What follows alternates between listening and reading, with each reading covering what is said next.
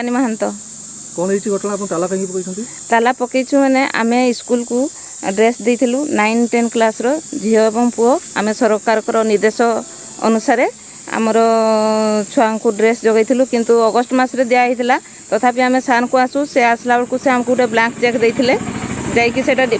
आमे डिपॉजिट कलु डिपॉजिट कला बेलकु सेटा सार कहले जे ना ए अकाउंट रे पैसा नाही तापर सान को आसिक कहलु सार पैसा नहीं ये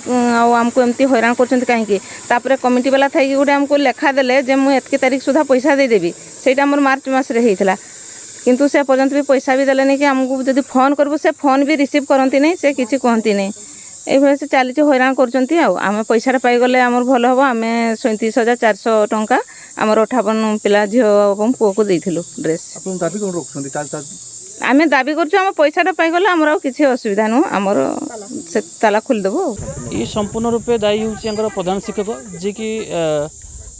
पैसार मिसएप्रोप्रिएशन करिसंती जार रिपोर्ट भी आम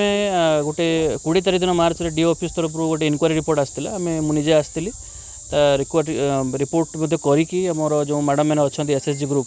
सहित कथा और टीचर मान सहित कथा गोटे रिपोर्ट आम डी ऑफिस को देचु जे जो मिसएप्रोप्रिएशन होती रिकवरी हो पाखु एलंग भी स्ट्रंग एक्शन हो और डीओ सहित भी कथा डीओ सार सहित